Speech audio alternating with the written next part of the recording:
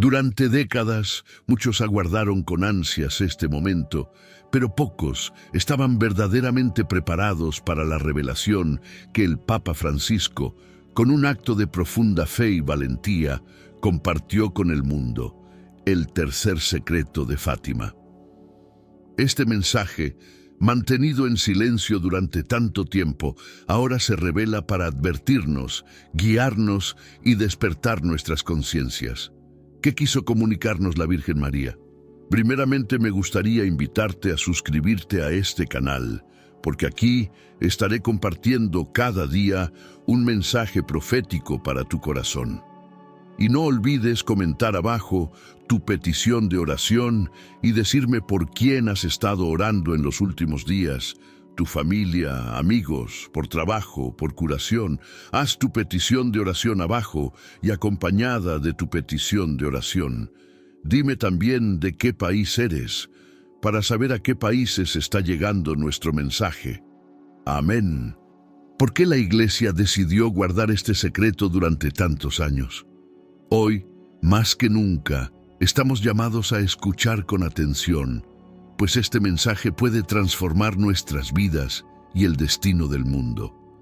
La Virgen María, con su amor maternal, nos invita a abrir el corazón a la oración, al arrepentimiento y a una fe inquebrantable en su inmaculado corazón. ¿Estás preparado para descubrir lo que el cielo nos ha guardado? Antes de continuar, te animamos a unirte a esta comunidad de fe, dejando tu nombre o el de un ser querido que necesite oración en los comentarios. Tus intenciones serán incluidas en nuestras oraciones durante el Santo Rosario. Recordemos que Dios bendice a quienes se acercan a Él con un corazón sincero y lleno de fe. Desde hace décadas, el misterio del tercer secreto de Fátima ha despertado el interés de los fieles. Muchos han especulado sobre su contenido, revelado originalmente por la Virgen María en 1917 a los 3 pastorcitos portugueses, Lucía, Francisco y Jacinta.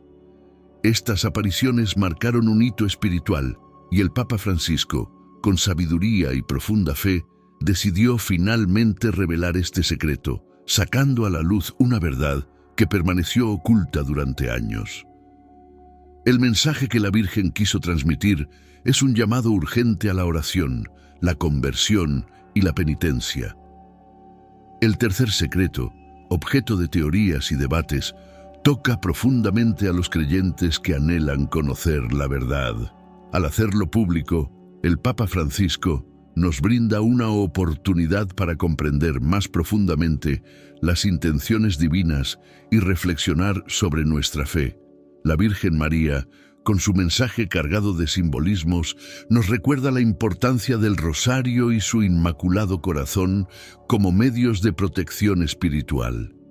El tercer secreto no solo contiene un mensaje espiritual, sino también una advertencia. Nos insta a fortalecer nuestra vida espiritual, rezar el rosario con devoción y consagrarnos al Inmaculado Corazón de María. Este mensaje subraya que, aunque enfrentemos tiempos difíciles, la Virgen está con nosotros, guiándonos hacia Cristo y ofreciéndonos su protección. La revelación del tercer secreto nos llama a una vida más comprometida con la oración y la fe, recordándonos que la batalla espiritual es una realidad y que el mal no debe prevalecer en nuestros corazones. A través de este mensaje, la Virgen nos ofrece herramientas para vencer cualquier oscuridad y renovar nuestra relación con Dios. El sacrificio y la valentía del Papa Francisco al iluminar este misterio nos invitan a responder con fe, esperanza y amor. María, en su infinita sabiduría, nos guía hacia la salvación, recordándonos que su inmaculado corazón es un refugio seguro, especialmente en momentos de tribulación. La Virgen María nos advierte de la importancia de prepararnos a través de oraciones poderosas para lograr protección y salvación para nuestra vida. Así que descarga ahora mi libro digital, La oración poderosa de la Virgen María. Este material cubre una variedad de oraciones adecuadas para todas las ocasiones de la vida. No pierdas el tiempo. Haz clic en el enlace disponible en el primer comentario fijado y descárgalo inmediatamente. Las unidades son limitadas. Por lo tanto, es crucial actuar ahora para garantizar que el acceso a la oración poderosa de la Virgen María debe ser ahora antes de que se agoten las unidades. La revelación del tercer secreto no debe inspirar miedo, sino esperanza. Aunque enfrentemos desafíos espirituales y temporales, la luz protectora de la Virgen María nos guía. Su mensaje sigue siendo una fuente de inspiración, invitándonos a reflexionar sobre nuestra fe y el estado del mundo, con la certeza de que la oración, especialmente el rosario, es una herramienta poderosa para superar las adversidades. El mensaje de Fátima nos acompaña hoy como un llamado eterno a la conversión, la oración y la confianza en el poder de Dios. Frente a los desafíos de nuestro tiempo, la Virgen nos recuerda que con fe y arrepentimiento podemos encontrar la paz que tanto necesitamos. El mal persiste, pero no debemos olvidar que contamos con herramientas espirituales como el rosario para enfrentar las pruebas de la vida. Cada oración se convierte en un escudo que nos protege y nos acerca al Inmaculado Corazón de María, donde encontramos refugio en los momentos más difíciles. La visión de Fátima muestra una iglesia que sufre, pero que también permanece firme en su fe. Los obispos, sacerdotes y religiosos subiendo la montaña hacia la cruz representan a todos aquellos que a lo largo de los siglos han perseverado en la fe a pesar de las adversidades. Este es un llamado a que cada uno de nosotros tome su cruz y siga a Cristo, confiando en que, aunque el camino sea arduo, la victoria final pertenece a Dios. El sacrificio personal, la oración y la penitencia son formas de participar en esta batalla espiritual y contribuir a la redención del mundo. En la visión, también aparece un ángel que clama 3 veces pidiendo arrepentimiento, una súplica por la conversión del corazón humano, un llamado a abandonar el pecado y a abrazar la justicia y la misericordia divina. El tercer secreto de Fátima, en su esencia, es una advertencia llena de amor, un recordatorio de que aún hay tiempo para cambiar el rumbo de nuestras vidas y volver a Dios con sinceridad. María nos ofrece su ayuda, pero depende de nosotros aceptar este llamado y actuar con fe y devoción. En esta visión también aparecen ángeles recogiendo la sangre de los mártires, símbolos del poder santificador del sufrimiento. A través del sacrificio no solo encontramos dolor, sino también esperanza y salvación. Los mártires nos enseñan que el sufrimiento ofrecido a Dios puede transformarse en una fuente de gracia y redención. Este aspecto del tercer secreto nos invita a ver nuestras pruebas como oportunidades para acercarnos más a Dios, ofreciendo nuestras dificultades como actos de amor y fe. Las imágenes poderosas contenidas en este mensaje nos recuerdan que la batalla espiritual continúa, pero que no estamos solos. La Virgen María, con su luz radiante, nos protege y guía a cada paso. Incluso en los momentos más oscuros, su Inmaculado Corazón es nuestro refugio y el rosario, nuestra arma más poderosa. Sin embargo, el mensaje de Fátima nos invita a profundizar más. El llamado a la conversión que hizo la Virgen sigue siendo tan urgente hoy como lo fue en 1917. En cada una de sus apariciones, María insistió en la necesidad de arrepentirnos y volver a Dios con un corazón sincero. La oración, especialmente el rezo del Santo Rosario, se erige como el pilar fundamental de su mensaje, una herramienta espiritual poderosa contra las fuerzas del mal que amenazan a la humanidad. El tercer secreto refuerza esta invitación, subrayando la importancia de la penitencia como camino de salvación y protección espiritual. La Virgen, en su Inmaculado Corazón, nos llama a abrazar estas prácticas con fervor como un escudo ante las adversidades. Este mensaje no solo es una advertencia, sino también una invitación a la esperanza. María, al revelarnos estos secretos, nos ofrece un camino para transformar nuestras vidas y cambiar el destino del mundo. La oración constante, la penitencia y el arrepentimiento son los medios que nos ha dado para atraer la misericordia de Dios y evitar los castigos anunciados. El rosario, en particular, es una cadena de oración que nos une al cielo. Según la Virgen, tiene el poder de cambiar el destino de las almas y del mundo entero. Al rezarlo, respondemos a su llamado para luchar contra las fuerzas del mal. Este tercer secreto de Fátima nos muestra que la batalla espiritual es real, pero también que tenemos la capacidad de enfrentarla con fe, arrepentimiento sincero y una vida dedicada a la oración.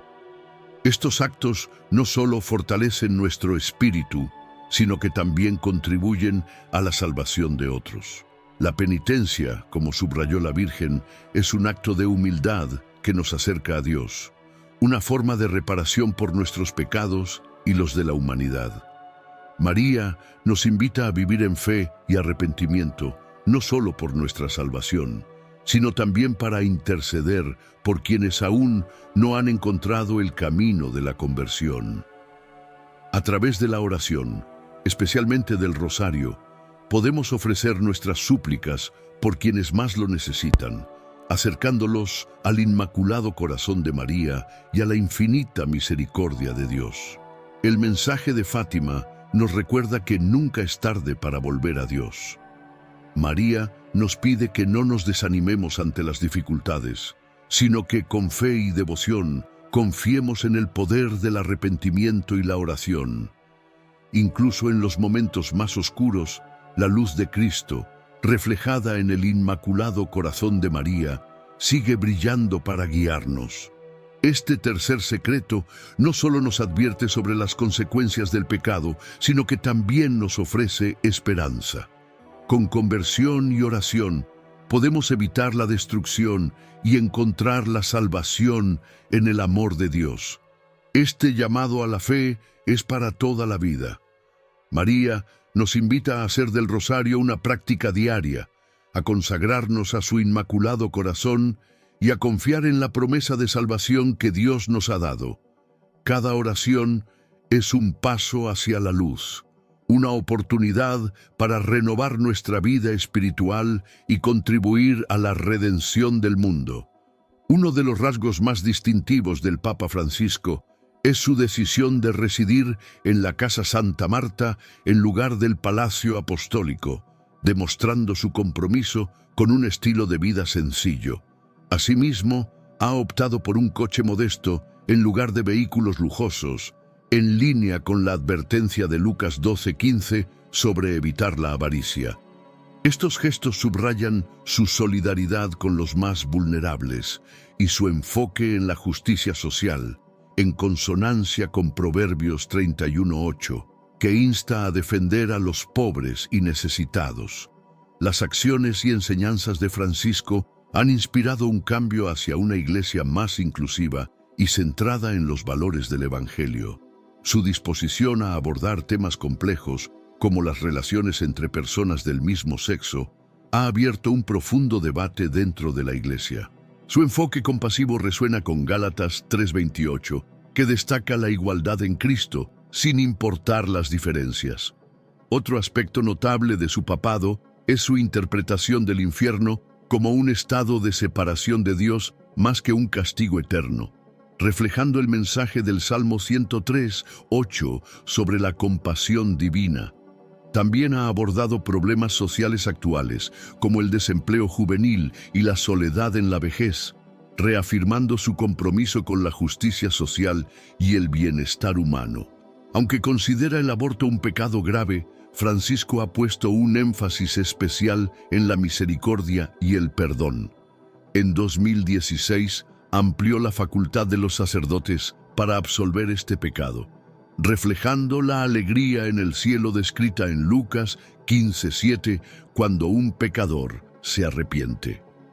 Este enfoque destaca que el arrepentimiento sincero es motivo de mayor celebración en el cielo que la justicia de aquellos que no necesitan arrepentirse. Francisco también ha adoptado una postura firme contra la pena de muerte, calificándola de moralmente inaceptable y defendiendo la inviolabilidad de la vida humana, un principio fundamentado en Génesis 1:27, que nos recuerda que fuimos creados a imagen de Dios.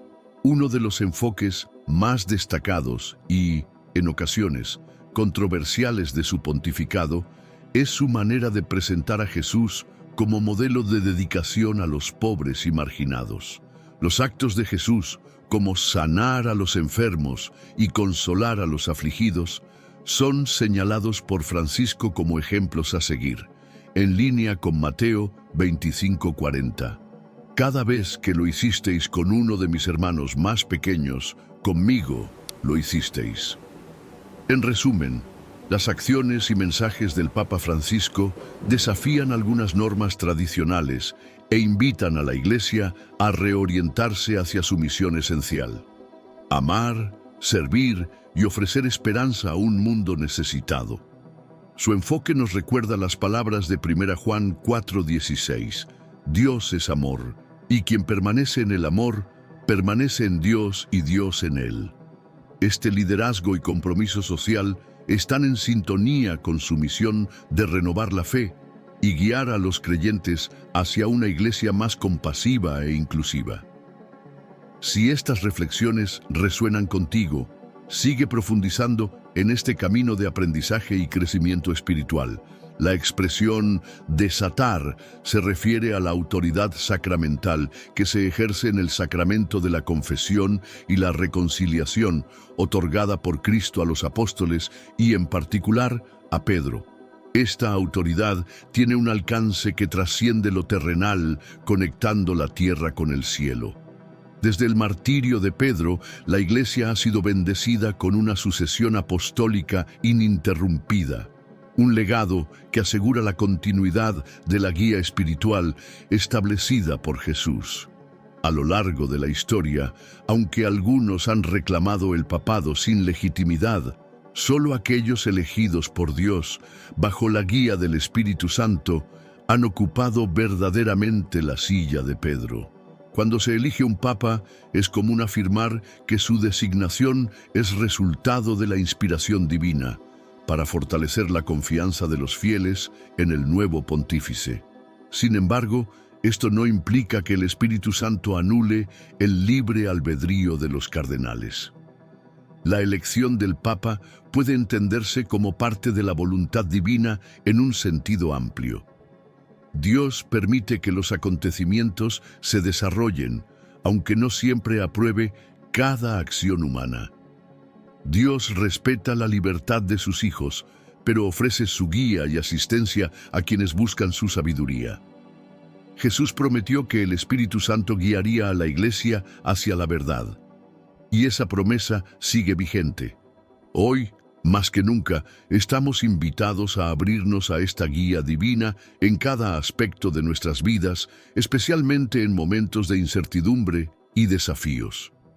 En tiempos recientes, mensajes atribuidos a la Virgen María han alertado a los fieles sobre eventos futuros que podrían afectar a la humanidad. Entre ellos, se menciona la aparición de una enfermedad que afectará la piel. Este mensaje no es motivo de alarma, sino un llamado a la preparación espiritual. La Virgen nos invita a buscar refugio en la fe y la oración, recordándonos que el Espíritu Santo es una fuente inagotable de fortaleza y esperanza. Ante estas advertencias, María nos exhorta a intensificar nuestras oraciones, practicar la caridad y permanecer unidos en amor y solidaridad. Cada oración es un acto de confianza en Dios y un escudo contra las dificultades. En medio de tribulaciones, la fe se convierte en una luz que guía y fortalece.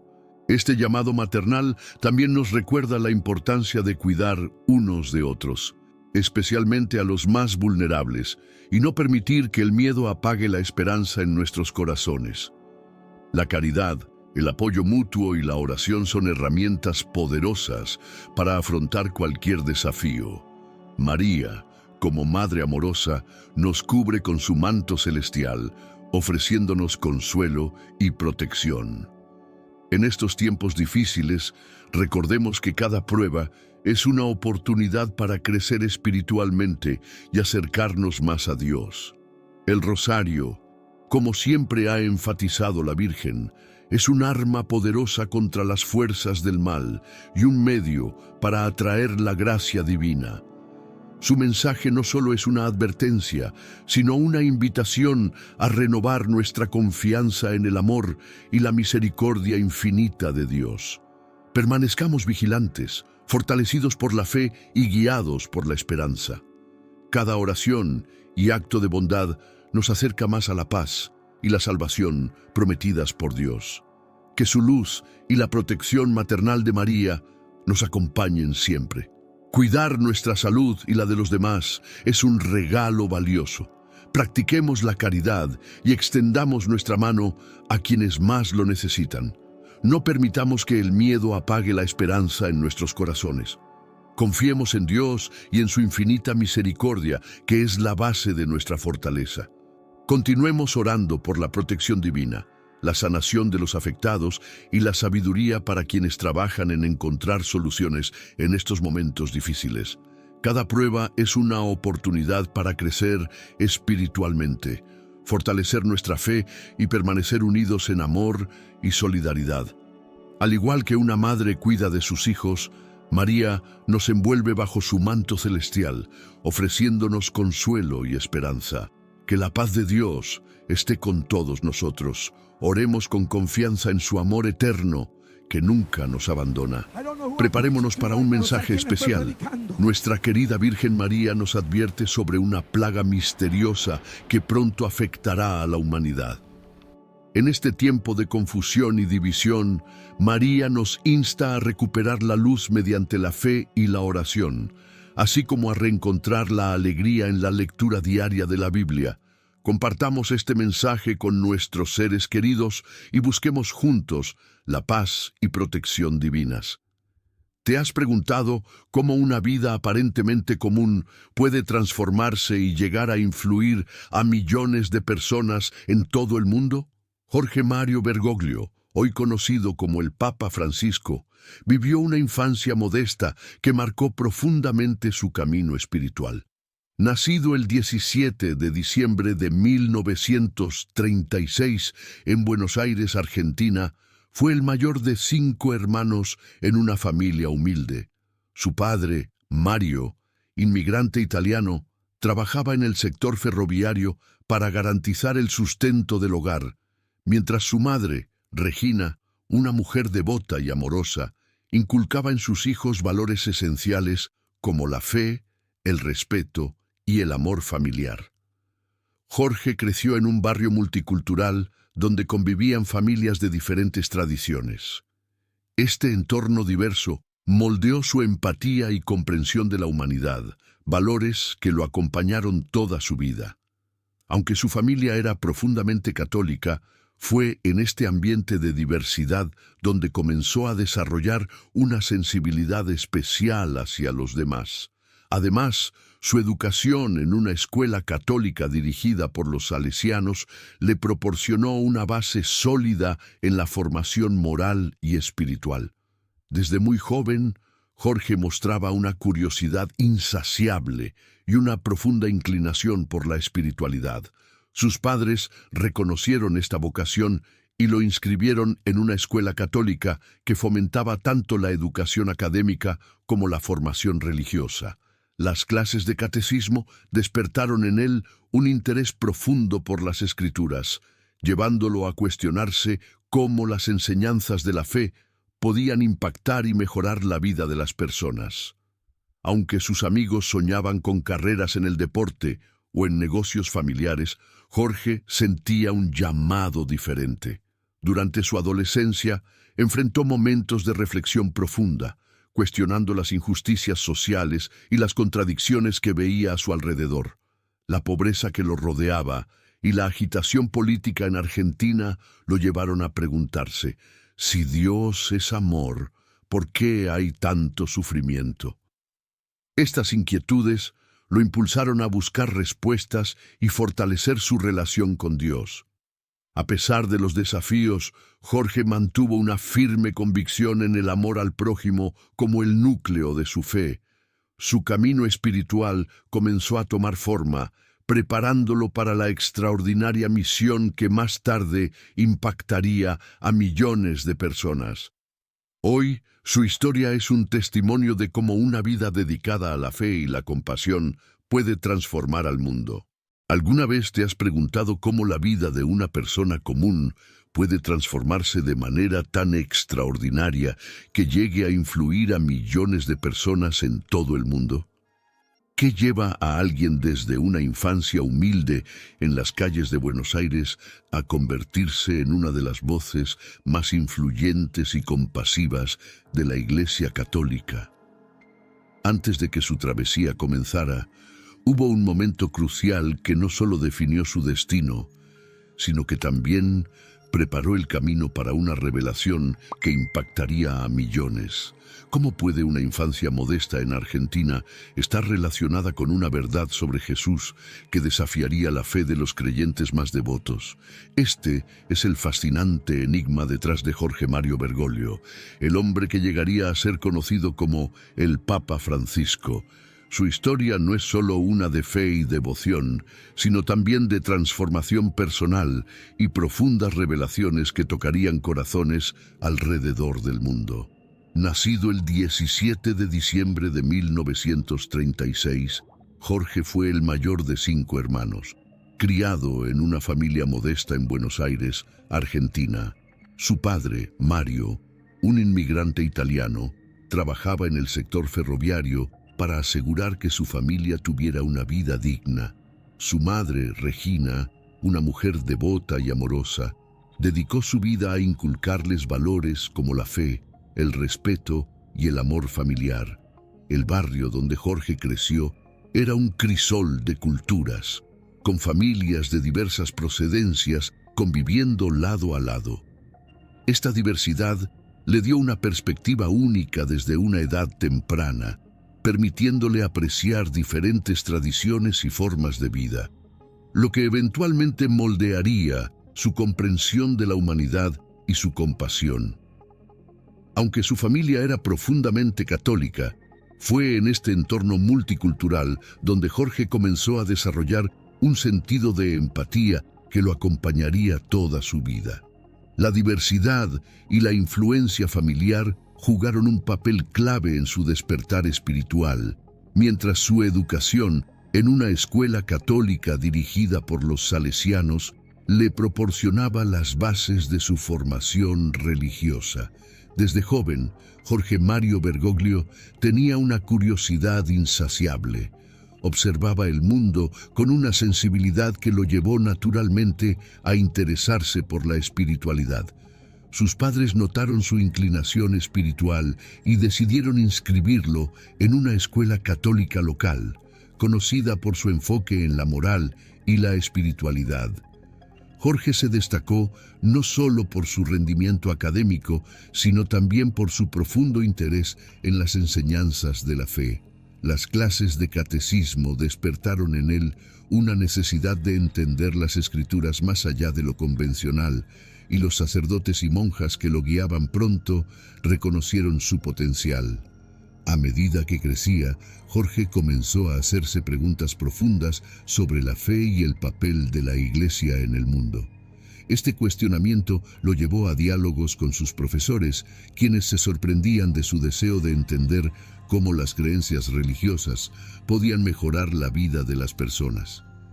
Al mismo tiempo, encontraba consuelo en actividades cotidianas como el fútbol, un pasatiempo que compartía con amigos y que le permitía mantener un equilibrio entre su vida espiritual y su juventud.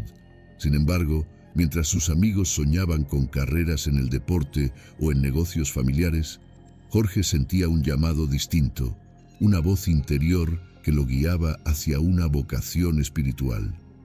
Con el tiempo, esta voz lo llevaría a una revelación sorprendente sobre Jesús, una verdad que haría a muchos cuestionar creencias profundamente arraigadas.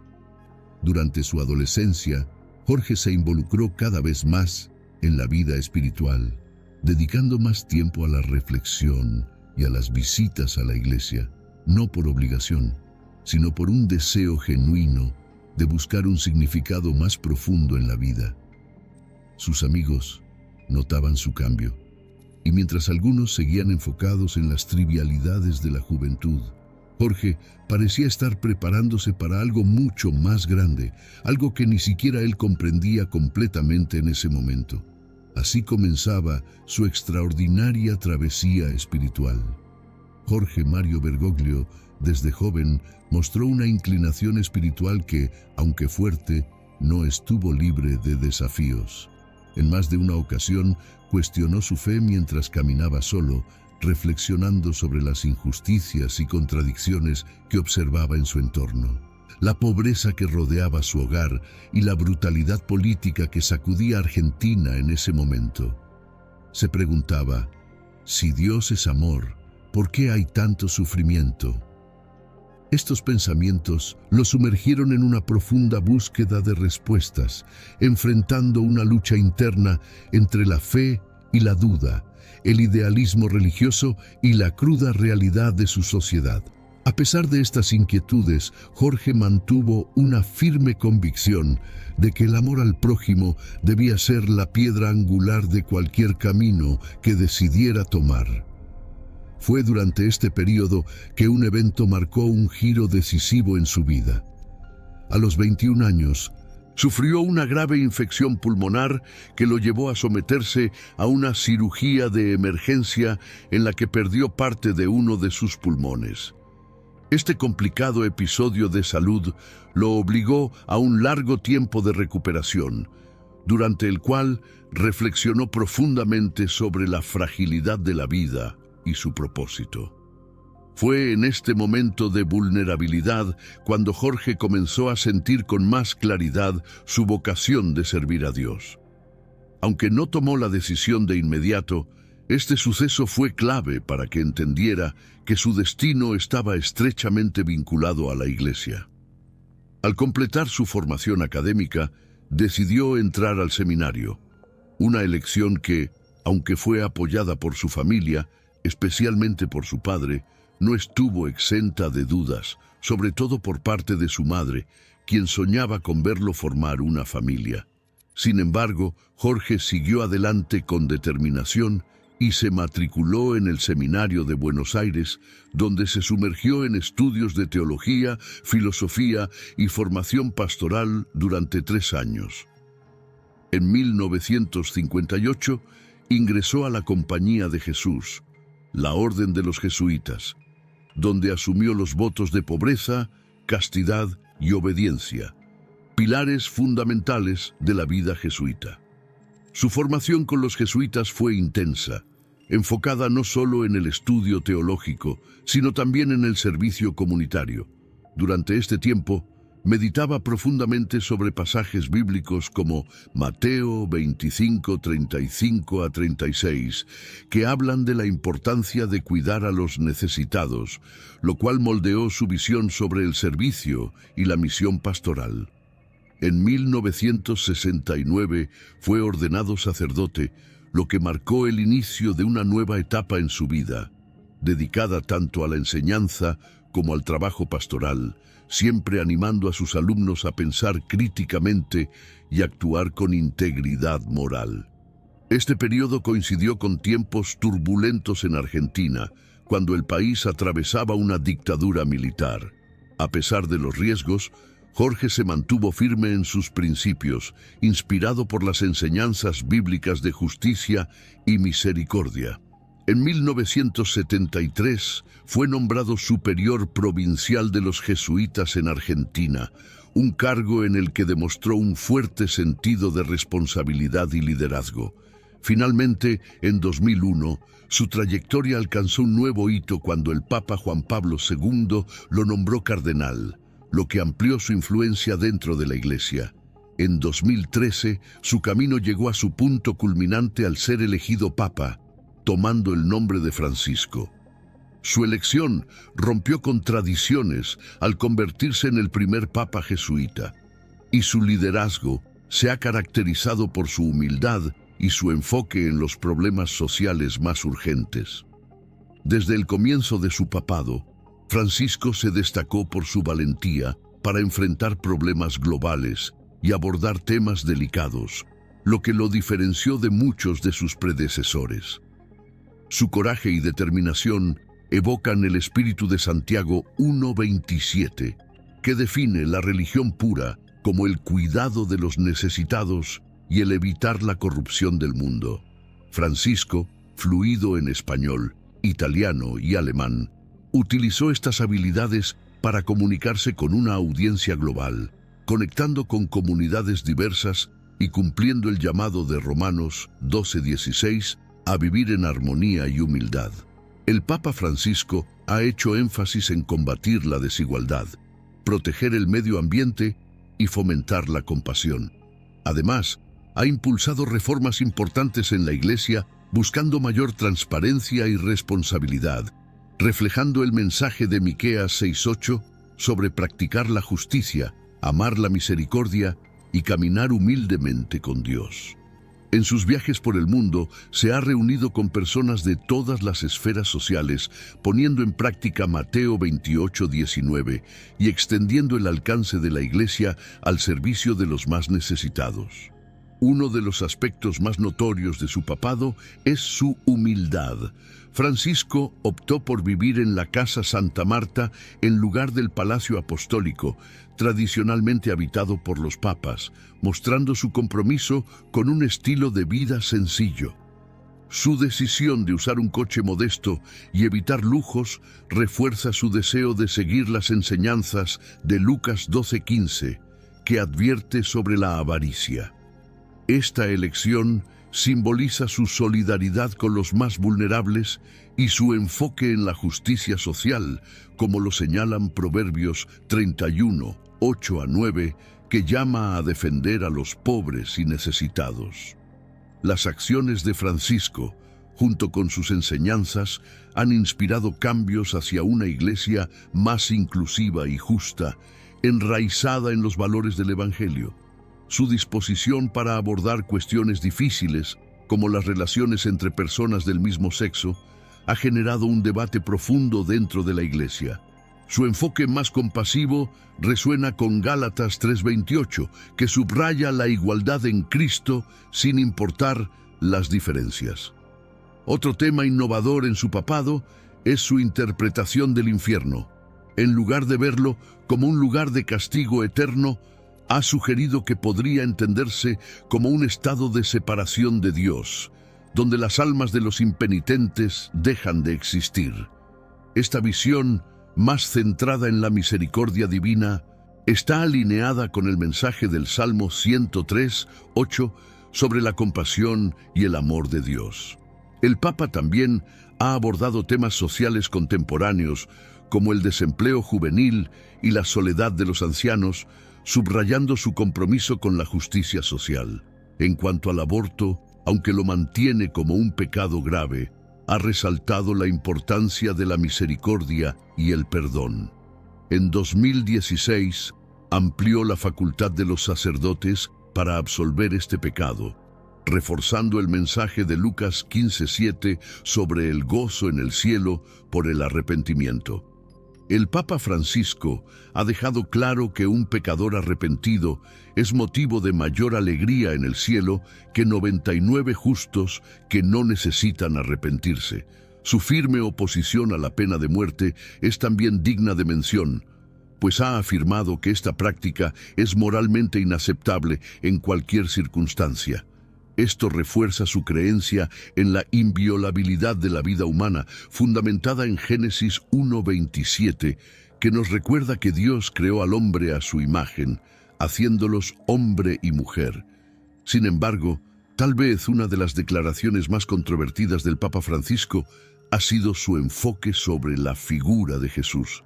El pontífice ha subrayado una comprensión más práctica de la vida y misión de Cristo, destacando su dedicación a los más pobres y marginados.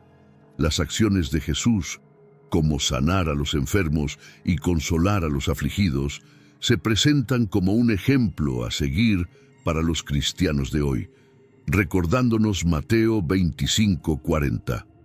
Cada vez que lo hicisteis con uno de mis hermanos más pequeños, a mí me lo hicisteis. En resumen, las acciones y mensajes del Papa Francisco no solo desafían algunas normas tradicionales, sino que también invitan a la Iglesia a reenfocarse en su misión principal: amar, servir y ofrecer esperanza a un mundo necesitado.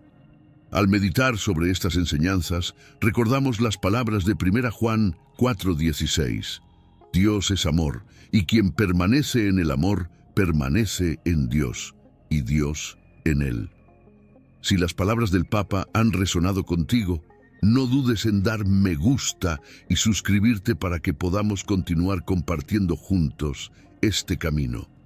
Tu apoyo, mediante un super gracias, también nos ayuda a seguir produciendo más contenido como este. Muchas gracias. Uno de los enigmas más profundos de la Iglesia sigue sin resolverse hasta el día de hoy. Sin embargo, en este año 2024, la respuesta parece estar más cerca que nunca. San Malaquías dejó una profecía sobre el final de un reinado papal, un evento que podría sacudir los cimientos de la Iglesia. Esta profecía, escrita hace siglos, parece estar a punto de cumplirse. Las inquietantes acciones y palabras del Papa actual parecen anunciar un desenlace inminente. Descubre con nosotros en este video los secretos ocultos detrás de la profecía de San Malaquías y cómo podrían cambiar la historia para siempre.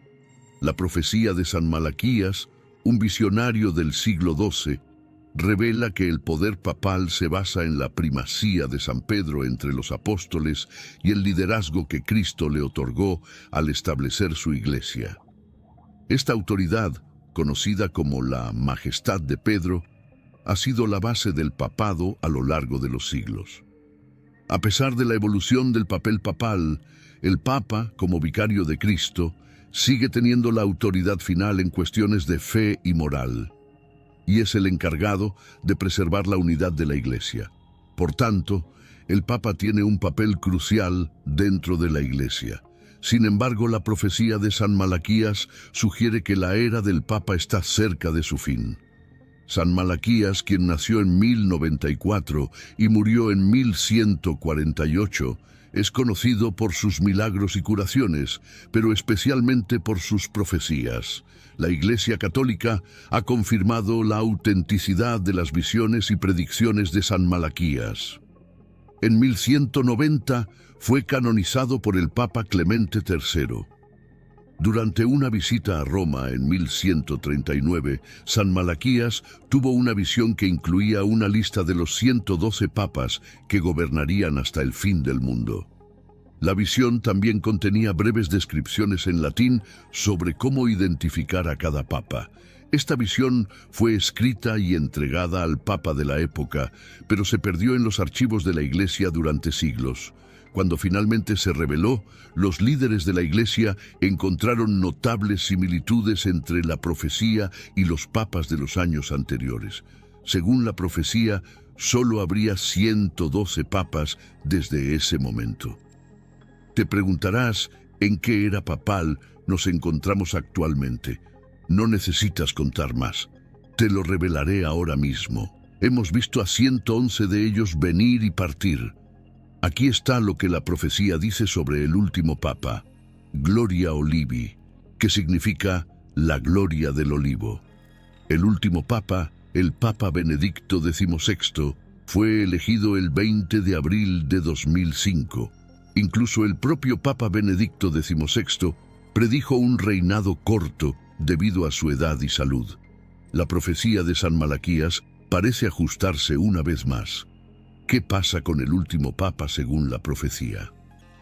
San Malaquías, predijo que el último papa estaría en una época de extrema persecución y que la sede de la Santa Iglesia Romana sería ocupada por Pedro el Romano, quien alimentará a las ovejas a través de muchas tribulaciones, justo cuando la ciudad de las 7 colinas será destruida y el formidable juez juzgará a su pueblo. La referencia a una ciudad de 7 colinas proviene del Apocalipsis, que menciona que Babilonia está asentada sobre 7 montañas. Esto y la declaración sobre tribulación y juicio han llevado a muchos a interpretar que el último papa de San Malaquías presidirá durante los últimos tiempos, lo que significaría que estamos muy cerca de ese momento. Pedro el Romano, el papa al que corresponde este título, es el Papa Francisco. Aunque no está asociado directamente con Roma, salvo en el sentido general de ser un católico romano, la conexión más cercana al nombre Pedro es que el padre de San Francisco de Asís, por quien el Papa Francisco fue nombrado, se llamaba Pietro. El Papa Francisco es el actual Papa, pero hasta ahora no ha hecho nada que indique que es la figura temida que muchos esperan. Recuerda que, según la profecía, Satanás lo convencerá en algún momento, aunque quizás ese momento aún no haya llegado.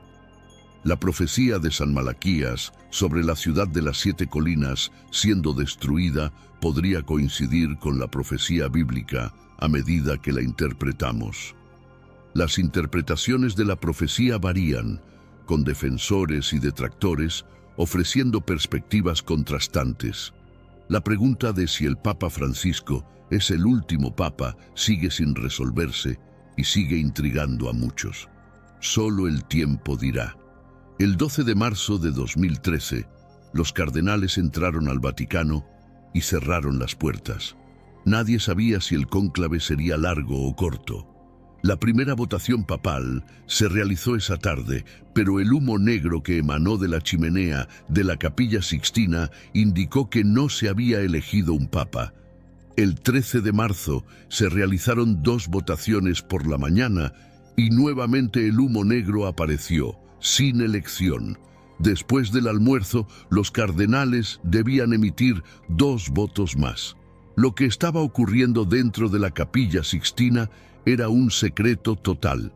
La sesión de la tarde continuó hasta bien entrada la noche, sin humo blanco ni negro. Algunos comenzaron a especular que se había elegido un papa. Finalmente, el humo blanco salió de la chimenea de la Capilla Sixtina y poco después se hizo el anuncio: Habemus Papam. Francisco se convirtió en el primer papa no europeo y el primer papa elegido de la orden jesuita. Desde que se convirtió en sacerdote, Bergoglio ha sido conocido por vivir una vida ejemplar. La vida humilde del Papa Francisco y su servicio a los más necesitados mientras era arzobispo de Buenos Aires son notables. Rechazó vivir en la opulenta residencia del arzobispo, optando por un pequeño apartamento, y decidió utilizar el transporte público en lugar de la limusina oficial. Al asumir el papado, eligió residir en la modesta Casa Santa Marta en vez de en la residencia papal que sus predecesores habían habitado desde 1903. Esto dejó claro desde el principio que el Papa Francisco sería diferente. A lo largo de sus más de 40 años como jesuita, Francisco ha demostrado una profunda lealtad a los principios de la Compañía de Jesús, enfocándose en la justicia social y la protección de los más vulnerables. Como líder jesuita en Argentina desde 1973 hasta 1979, se enfrentó a tensiones con el Vaticano, destacando por su firme compromiso con la pobreza y la justicia social. Su humildad externa contrasta con su determinación de avanzar los principios jesuitas, particularmente en la enseñanza de la doctrina católica y la defensa de los pobres. Algunos han observado que Francisco, aunque conservador en términos teológicos, se muestra firme en asuntos de justicia social. A pesar de su carácter justo y caritativo, Algunas profecías sugieren que el último papa podría estar asociado con figuras oscuras como el anticristo, según el Apocalipsis 13 y las profecías de San Malaquías. Existe una preocupación de que el último papa, según la profecía papal, podría ser el falso profeta que sirve al anticristo y engaña a las naciones. El apóstol Pablo advirtió sobre líderes religiosos que se apartarían de la verdad, usando enseñanzas engañosas para atraer seguidores. También predijo que un líder religioso poderoso realizaría milagros para desviar a la gente de la verdad. Este falso líder estaría aliado con un político influyente que asumiría el control de un imperio romano renovado en Europa. La Biblia menciona que en los últimos tiempos la ciudad sobre 7 colinas, que es el Vaticano en Roma, sería destruida. El estudio de las profecías de San Malaquías revela una notable coincidencia con las profecías bíblicas sobre el fin del mundo. San Malaquías, al igual que el libro del Apocalipsis, menciona a Roma o al Vaticano como una entidad clave en estos eventos finales. La historia de los mártires cristianos y la brutalidad del Imperio Romano, junto con las predicciones de San Malaquías, sugieren que Roma sigue siendo un punto focal en estas profecías.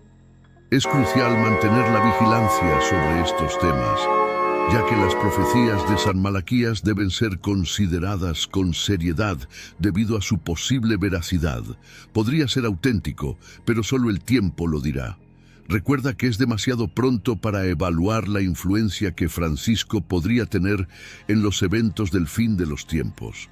Cuando el cardenal Joseph Ratzinger se convirtió en Papa Benedicto XVI en abril de 2005, muchos asumieron apresuradamente que sería el último papa antes del regreso de Jesucristo, pero se equivocaron.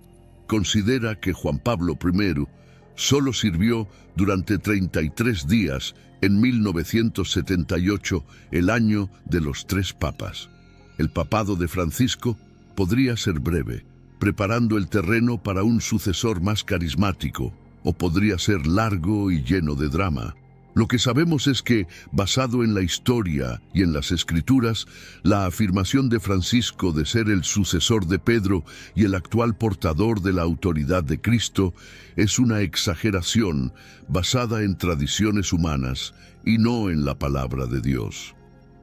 Los cristianos deben mantenerse alerta y no dejarse engañar por afirmaciones falsas, especialmente a medida que se acerca el fin de los tiempos y aumentan las decepciones religiosas. ¿Qué pasaría si Francisco fuera el último papa? Los papas suelen ocupar su puesto hasta el final de sus días, esperando el momento adecuado. La renuncia de Benedicto XVI en 2013 sorprendió a muchos y resonó en todo el mundo. En el consistorio antes del colegio cardenalicio, Benedicto explicó que, tras examinar su conciencia ante Dios, llegó a la conclusión de que su edad avanzada ya no le permitía ejercer adecuadamente el ministerio de Pedro para gobernar la barca de San Pedro y proclamar el Evangelio. Por esta razón, y con plena libertad, anunció su renuncia al ministerio del obispo de Roma y sucesor de San Pedro. Hoy, a los 87 años, el Papa Francisco continúa cumpliendo sus deberes pontificios con gran determinación. A pesar de los problemas de salud que le obligan a usar una silla de ruedas, mantiene un ritmo agotador de viajes y no muestra señales de desacelerar. La especulación sobre un posible cambio de liderazgo se ha intensificado, especialmente con la visita anunciada del Papa a la ciudad italiana de L'Aquila. La basílica en L'Aquila alberga la tumba sagrada de San Celestino V, un monje benedictino que renunció a su papado y regresó a su ermita en Italia central. Benedicto XVI había visitado la tumba de Celestino en 2009 antes de su propia renuncia, y ahora Francisco hace lo mismo, lo que ha alimentado la especulación. Si Francisco fuera el último papa, La Iglesia tendría que enfrentar las razones de una posible renuncia, siguiendo el ejemplo de Benedicto XVI. Lo que sabemos es que la sucesión apostólica está construida sobre una base sólida. Jesús mismo nombró a Pedro como el primer papa, y la palabra griega Petros, que significa roca, refleja la solidez sobre la cual Jesús prometió construir su iglesia.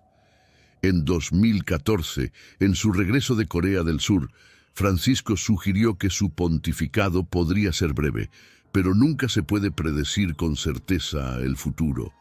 Es importante recordar que sin el Papa, la Iglesia podría encontrarse en una situación caótica y confusa, similar a un niño que pierde a sus padres. Jesús tuvo muchos discípulos, pero eligió a 12 para una misión apostólica específica, destacando a Pedro, Santiago y Juan como sus más cercanos colaboradores. Pedro fue la roca sobre la cual Jesús fundaría su iglesia. Aunque los papas, como todos los humanos, son imperfectos y pecadores, han recibido una autoridad especial de Dios para guiar la iglesia. Cristo sabía que Pedro no era perfecto, pero aún así lo eligió para esta tarea crucial. Así, a pesar de la imperfección humana, las enseñanzas y leyes de Dios permanecen válidas y verdaderas. Te daré las llaves del reino de los cielos. Lo que ates en la tierra será atado en los cielos, y lo que desates en la tierra será desatado en los cielos. Este momento en el que Jesús cambia el nombre de Simón a Pedro es de gran relevancia. ¿Por qué es tan significativo? Porque un cambio de nombre simboliza una transformación en la esencia de una persona. Aunque en el Antiguo Testamento se usó la metáfora de la roca para referirse a Dios e incluso a Abraham, Pedro es el único a quien Cristo llama explícitamente la roca. Es importante aclarar que esta designación no significa que Pedro se volviera divino, sino que implica una asistencia divina especial. Jesús le promete a Pedro que construirá su iglesia sobre esta roca. Aunque esta afirmación parece bastante clara, algunos interpretan que la primera mención de roca se refiere a Pedro y la segunda a Cristo mismo. Jesús garantiza que el poder del infierno no prevalecerá contra la iglesia. Esto no quiere decir que la iglesia nunca enfrentará dificultades o escándalos. En cambio, se trata de una promesa de que, aunque se puedan perder batallas, la iglesia siempre prevalecerá. Cristo lo asegura. Las llaves que Jesús le otorga a Pedro no solo sirven para admitir a las personas, sino también para excluirlas.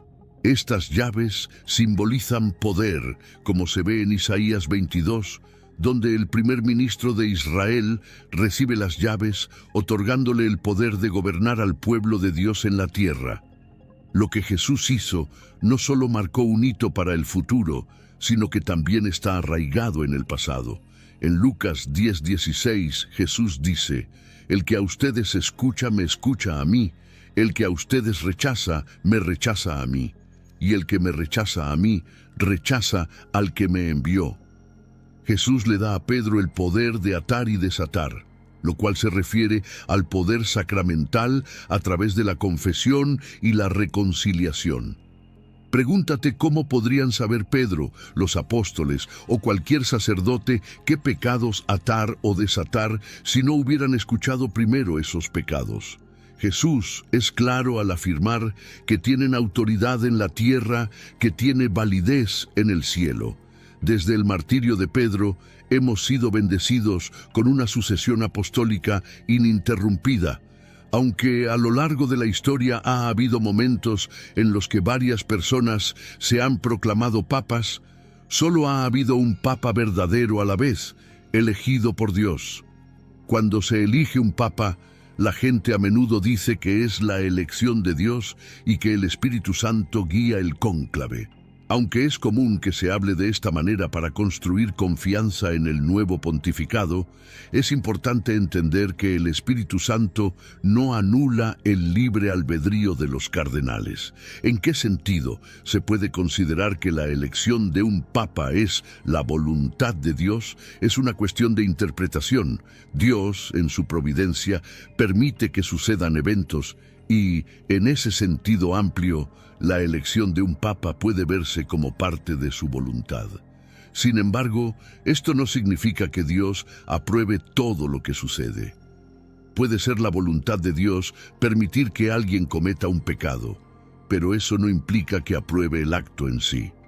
Aunque Dios no anula el libre albedrío, ofrece guía y asistencia. Jesús prometió que el Espíritu Santo guiaría a la Iglesia hacia toda la verdad. Dios también ha prometido guiar a los individuos que buscan su sabiduría. Bienvenidos, hijos e hijas. Hoy les traigo un mensaje directo desde mi sagrado corazón. Como su madre, he presenciado sus dolores y sufrimientos, y en este momento quiero comunicarles algo que está a punto de suceder en el mundo. Por lo tanto, les pido que estén atentos a mi voz y no se dejen distraer por nada. A partir de ahora, comenzaré a revelar lo que está por venir. Hoy les traigo una advertencia urgente de nuestra amada Virgen María. Una nueva enfermedad está por surgir, afectando la piel de muchos. Sin embargo, no se alarmen, ya que existe un artículo esencial que deben tener en casa para asegurar su protección. Quédense conmigo hasta el final de este mensaje, ya que les revelaré toda la información necesaria. Esta información es crucial, así que les pido que la compartan con familiares y amigos para que todos puedan prepararse para los tiempos difíciles que se avecinan. En humildad, busquemos la guía del Espíritu Santo en todas las áreas de nuestras vidas, especialmente en la comprensión de estos mensajes. Presten atención, ya que esta nueva plaga podría afectar su piel.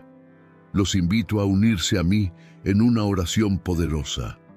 Ven, Espíritu Santo, llena los corazones de tus fieles y enciende en ellos el fuego de tu amor. Envía tu Espíritu y todas las cosas serán creadas y renovarás la faz de la tierra. Oremos. Oh Dios, que instruyes los corazones de tus fieles con la luz del Espíritu Santo, concédenos apreciar correctamente todas las cosas con el mismo Espíritu y disfrutar de su consuelo a través de Cristo nuestro Señor. Amén. Primero, les invito a suscribirse a este canal, donde compartiré diariamente un mensaje profético para su corazón. No olviden dejar en los comentarios sus peticiones de oración y decirme por quién han estado orando en los últimos días. Familiares, amigos, por trabajo, curación, etc. Incluyan también de qué país son, para saber a qué países está llegando nuestro mensaje.